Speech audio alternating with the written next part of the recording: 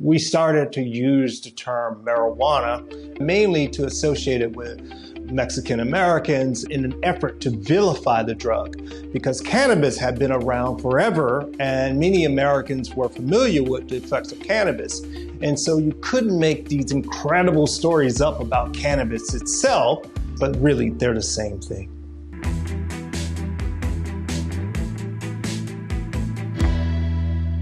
I'm Carl Hart, professor in the departments of psychiatry and psychology at Columbia University. I study the effects of drugs in people. There's so much misunderstanding about drugs, particularly recreational drugs. And today I'd like to clear up some of the information and debunk many of the myths that many people hold. Marijuana is a gateway drug.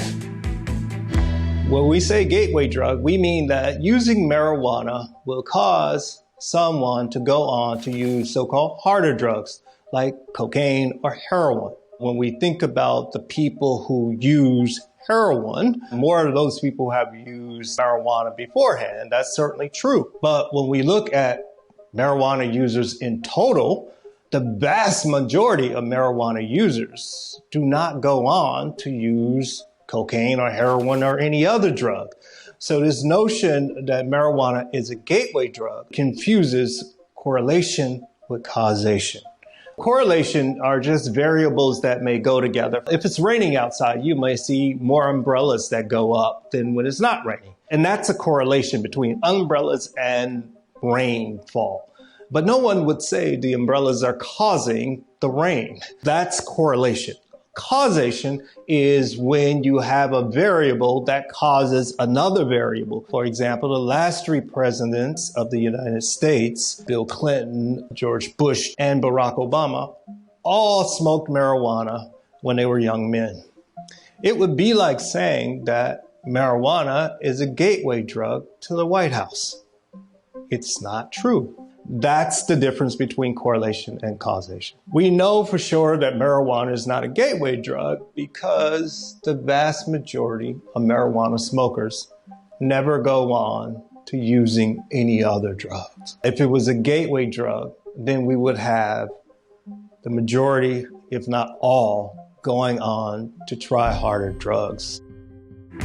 PCP gives superhuman strength. One of the ways PCP acts on the brain is that it interacts with a neurotransmitter called glutamate. Glutamate is the brain's sort of major excitatory neurotransmitter. It causes actions, and PCP blocks one of the glutamate receptors. So it prevents glutamate from acting at that receptor. When people actually give PCP to research participants in the lab, you have never seen anything remotely resembling superhuman strength or any of the other sort of effects that have been attributed to PCP, like aggression or violence. This notion that PCP causes superhuman strength comes largely from police reports and police stories, police anecdotes, where you may have heard them say that they had to shoot someone 28 times in order to bring them under control. There is absolutely no evidence of that. Can any of these illegal drugs induce violence? And the answer is emphatically yes, in people who are already violent. But in general, the drugs themselves are not producing violence. Drugs are more addictive than alcohol. To be clear, alcohol itself is a drug. Many of the criteria that determine whether or not someone is addicted depend upon the legality of the drug. You have to hide cocaine use because that's not as socially acceptable as alcohol. So all of that impacts whether or not someone becomes addicted to a drug. Once people become addicted to alcohol versus something like cocaine or something like heroin, if they stop abruptly taking alcohol, they can experience alcohol withdrawal. And alcohol withdrawal can lead to seizures, which can cause convulsions, brain damage, and ultimately death. When they withdraw from something like cocaine, you don't get any of these physical effects that can cause death. The same is true with something like heroin. Heroin doesn't cause death upon withdrawal. Only alcohol of these drugs can cause death upon withdrawal if withdrawal is not done in a medical setting, that is, with someone who is heavily dependent on alcohol. The opioid crisis is getting worse. Well, that's not true. In fact, I would even suggest that we were not experiencing a crisis of opioids. Instead, we were experiencing a crisis of ignorance. Whenever we talk about the opioid crisis, we have to differentiate what we mean.